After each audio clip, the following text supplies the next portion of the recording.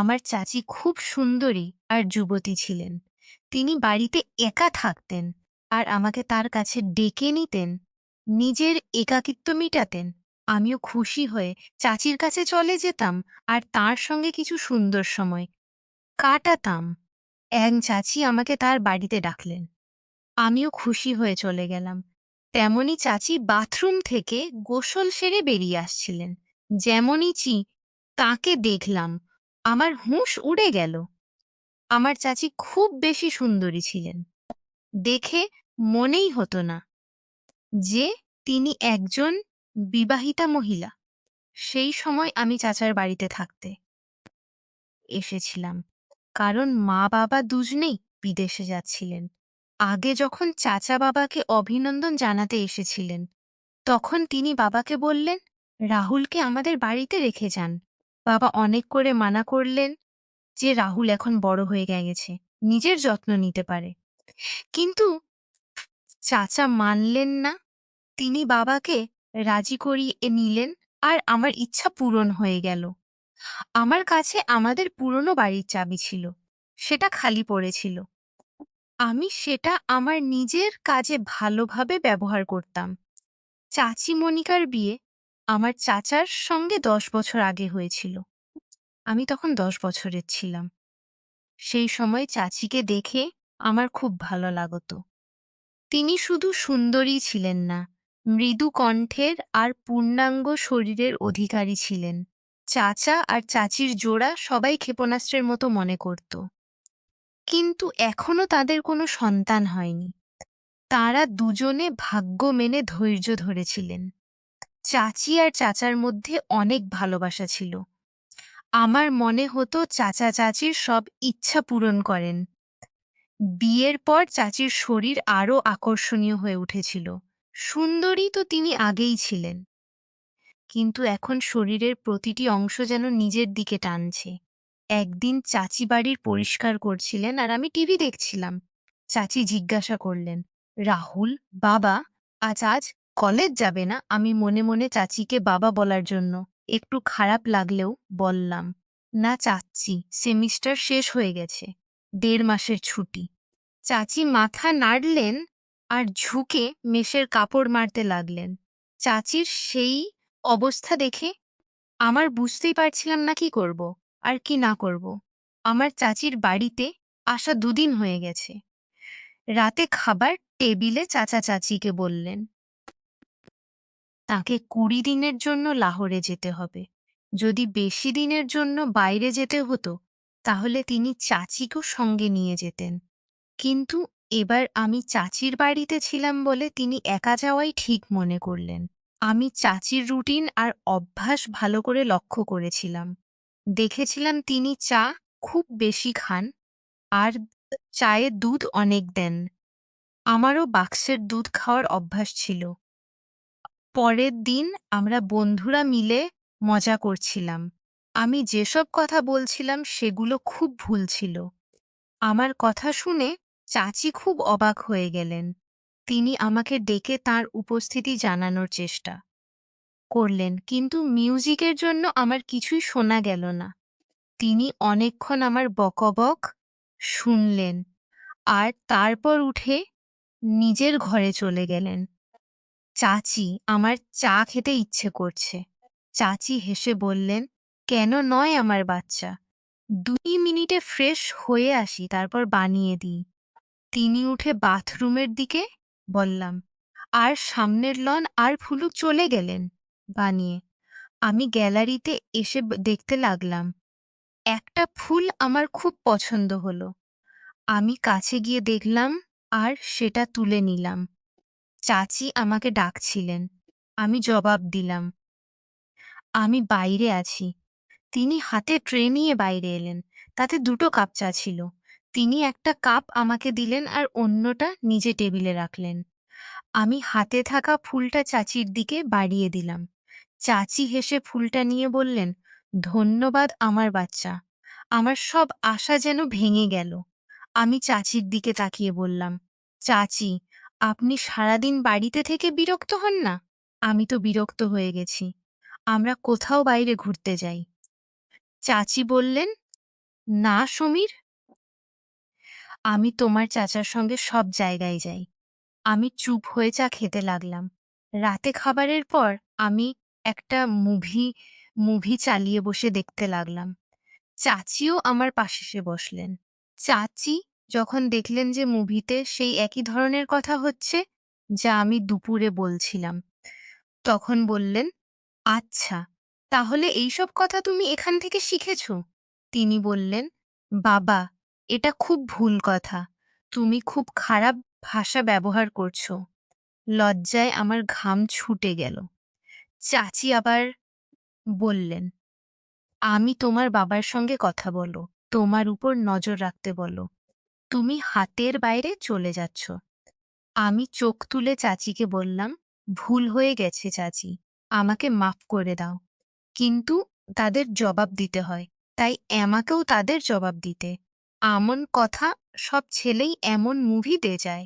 আমার কথা শুনে চাচি হাসতে লাগলেন আর বললেন, ভয় পেও না, আমি কারো কাছে কিছু বলবো না। আমি জানি তোমরা ছেলেরা কেমন কথা বলো। আচ্ছা ঠিক আছে, অন্য কোনো মুভি চালাও। এটা কি চালিয়েছ? তখন আমার শ্বাস ফিরে এলো।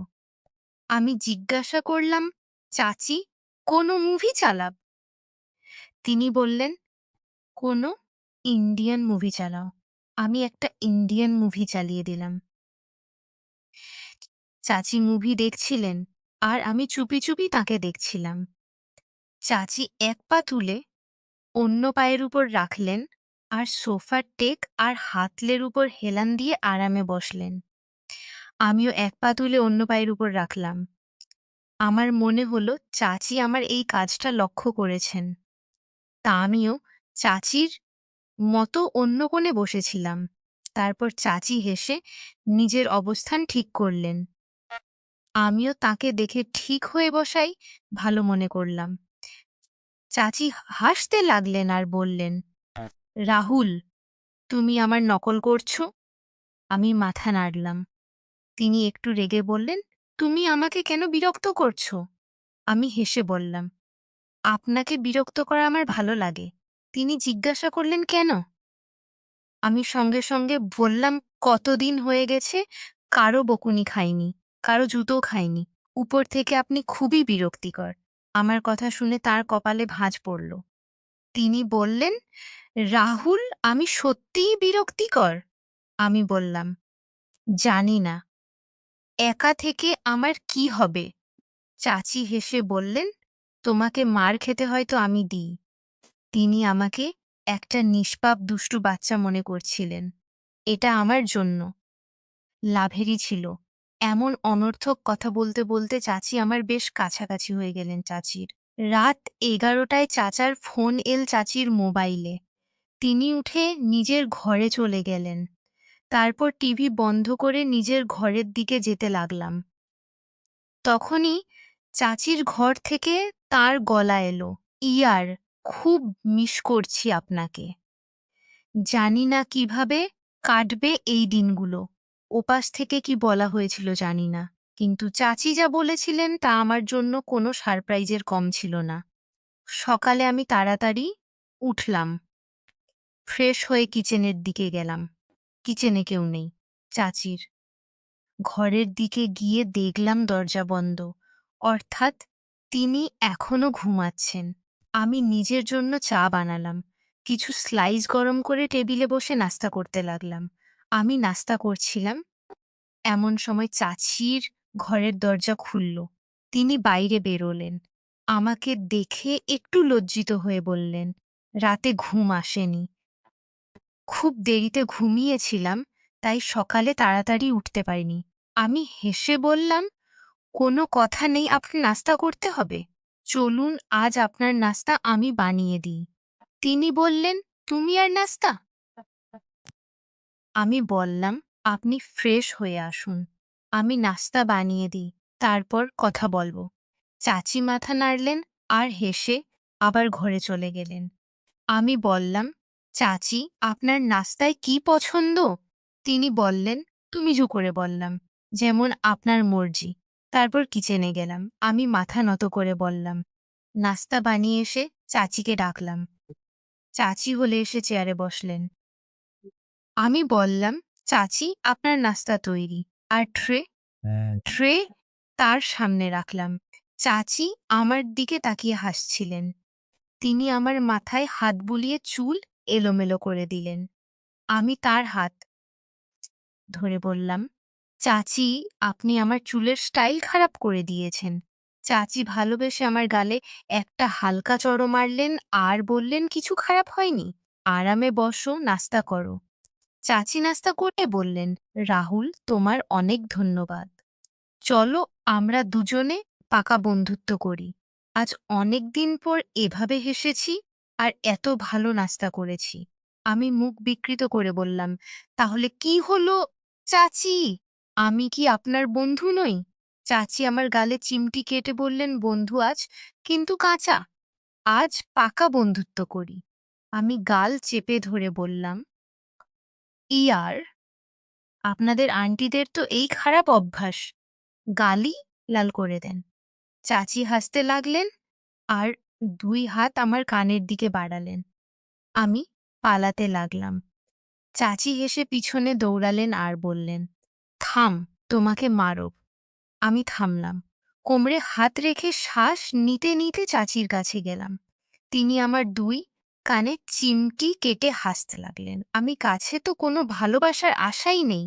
আপনার তো কোনো ভালোবাসার আশাই নেই। আপনি খুব নির্দয়। চাচি হেসে আমাকে দেখলেন আর যেখানে চিমটি কেটেছিলেন সেখানে আদর করতে লাগলেন। বললেন, সরি ইয়ার।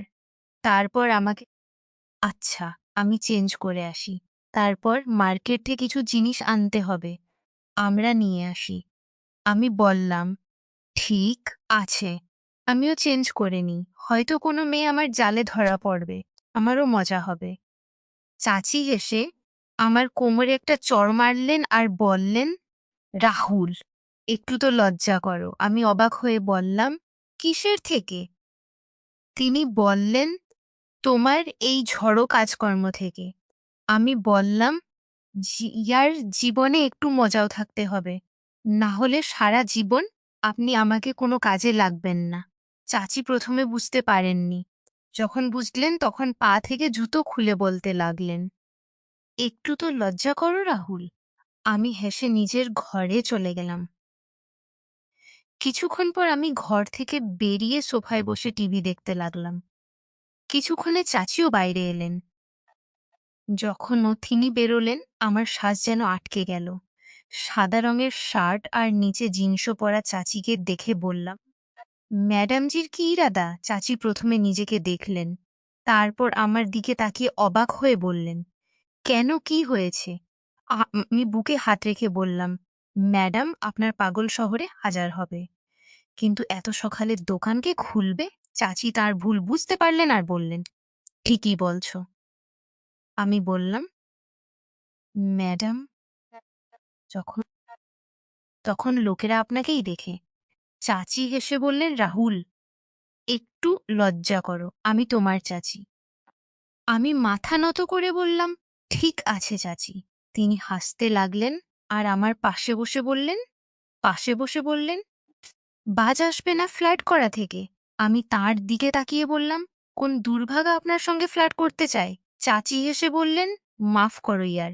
একটু নীরবতার পর চাচি আমার কাছাকাছি এসে বললেন, সত্যি তোমার কোনো গার্লফ্রেন্ড নেই? আমি দিকে তাকিয়ে বললাম, কোনো আপনার মতো মেলেইনি। না হলে তাকে গার্লফ্রেন্ড কি নিজের পার্টনার বানিয়ে নিতাম, চাইলে বাবাকেও বুঝিয়ে। চাচি হেসে বললেন, আমি ভালো লাগি আপনার? আমিও কোনো প্রেমিকের মতো মাথা নত করে হালকা করে বললাম, খুব বেশি চাচি। চাচি বললেন উম, চাচি বললেন, তুই বাজ আসবি না। তারপর বললেন, রাহুল দুধ নিয়ে এসো, শেষ হয়ে গেছে। আমি মাথা নাড়লাম আর মার্কেটের দিকে চলে গেলাম। ফিরে এসে দুধের পাত্র ফ্রিজে রাখলাম আর চাচিকে জানাতে তার ঘরে গেলাম। সামনে যে দৃশ্য দেখলাম তা পাগল করে দেওয়ার মতো। চাচি হয়তো গোসল করে বেরিয়েছিলেন। সেই মুহূর্তটা আমার উপর যেন বিপদ নেমে এসেছিল আমার পায়ে। জোরই ফিরে যেতেই যাচ্ছিলাম। এমন সময় চাচি ডেকে জিজ্ঞাসা করছেন, "নিয়ে এসেছ দুধ?" আমার গলা থেকে আওয়াজই বেরোচ্ছিল না। আমি শুধু মাথা নাড়লাম। চাচি আস্তে পা ফেলে আমার দিকে এলেন। আমার মুখের নিচে হাত রেখে বললেন, "কি হয়েছে রাহুল?" আমি মুখ তুলে তার চোখে তাকিয়ে বললেন, "কিছু না চাচি।" চাচি আমার চোখে তাকিয়ে বললেন, "রাহুল, সত্যি সত্যি বলো, আমার এভাবে তোমার সামনে আসা ভালো?" আমি মাথা নাড়লাম আর আবার মাথা নত করে বললাম, "যদি আপনার মনে হয় যে আমি আপনার দিকে আকর্ষিত হচ্ছি, তাহলে আপনি ভুল চাচি। চাচি, আপনার শরীর আপনার ভালোবাসার প্রকাশের মাধ্যম। কিন্তু এসব সব ঠিক নয়।" চাচি একটা লম্বা শ্বাস নিলেন আর আমাকে এমন মাথা তুলে বললাম, "কিন্তু আমি এটাও চাই না যে আপনি একটু সময়ের জন্য আমাকে গ্রহণ করুন। আমি এটাও চাই না যে আপনি একটু সময়ের জন্য আমাকে গ্রহণ করুন। আর তারপর সারা জীবনের জন্য আমাকে আপনার দর্শন থেকে বঞ্চিত করুন।" চাচির জন্য এটা খুব বিছানায় বসলেন আর বললেন, "আমার কাছে এসো, এখানে বসো।" আমি আরামে হেঁটে তার পাশে বসলাম। তিনি আমার হাত ধরে নিজের অন্য হাতে রাখলেন আর বললেন, "সমীর যা মেলে তার উপর শুকর করা উচিত।" চাচির মনে কি চলছিল জানি না। সেই মুহূর্তে সেখান থেকে যুদ্ধের মাঠ ছেড়ে পালিয়ে যাওয়ার মতো অবস্থা হয়েছিল। আমি শান্তিতে ঘরে ফিরে এলাম। তখনই আমার মনে হলো চাচি ভিতরে কাঁদছেন। তাঁর শোকানোর আওয়াজ কাছে গিয়ে বললাম, "আপনি ঠিক আছেন?" ভিতর থেকে কোনো জবাব এল না। ভিতর থেকে কোনো জবাব এল না। শুধু শোকানোর আওয়াজ বন্ধ হয়ে গেল। আমি আবার জিজ্ঞাসা করলাম, "চাচি, কি ব্যাপার? আপনি কেন কাঁদছেন?" ভিতর থেকে আওয়াজ এলো, "রাহুল, আমি একটু সময় একা থাকতে চাই। প্লিজ তোমার রুমে চলে যাও।" আমি বললাম, "ঠিক আছে।" "আপনি ঠিক তো আছেন?" চাচি বললেন, "আমি ঠিক আছি।" আমার কিছুই বোঝা যাচ্ছিল না এগিয়ে কি করা উচিত। আমি তাড়াতাড়ি ফিরে এলাম। কিছুক্ষণ পর চাচিও ফ্রেশ হয়ে বাইরে এলেন আর আমার কাছে মাফি চাইতে লাগলেন। সেই দিনের পর থেকে আমি চাচির খুব বেশি যত্ন নিতে শুরু করলাম। তিনি খুব বেশি একাকিত্বের শিকার হয়েছিলেন আর আমার প্রতি এক ধরনের টান অনুভব করতে শুরু করেছিলেন। আমি ফোন করে চাচাকে ফিরিয়ে আনলাম। চাচি যুবতী আর সুন্দরী মহিলা ছিলেন। তাই তিনি তার একাকিত্ব মিটাতে খুব বেশি তৃষ্ণার্ত হয়ে পড়েছিলেন। কিন্তু এটা সৌভাগ্যের বিষয় যে আমাদের দুজনের মধ্যে এমন কিছুই ঘটেনি। কিছুদিন আমি আরও চাচির বাড়িতে কাটালাম। তারপর আমার মা-বাবা বাড়ি ফিরে এলেন আর আমি আমার বাড়িতে ফিরে চলে গেলাম। এইতে কারো ভরসায় নিজের বোন বা স্ত্রীকে একা উম একা রেখে যাওয়া উচিত নয়। একাকিত্বের সঙ্গে লড়াই করা মানুষ কখনো ভুল পথে পা বাড়িয়ে দিতে পারে। তাই এমন কাজ করার আগে হাজারবার ভাবা উচিত। কারণ অসাবধানতায় ঘর ভেঙে যেতে পারে। হ্যালো বন্ধুরা, গল্পটি ভালো লেগে থাকলে চ্যানেলটি সাবস্ক্রাইব করে দিন। আর এর থেকেও মজার ভিডিও দেখতে আমার চ্যানেলে আপলোড করা সর্বশেষ ভিডিওটি অবশ্যই দেখুন। আশা করি ভিডিওটি আপনাদের খুব ভালো লাগবে।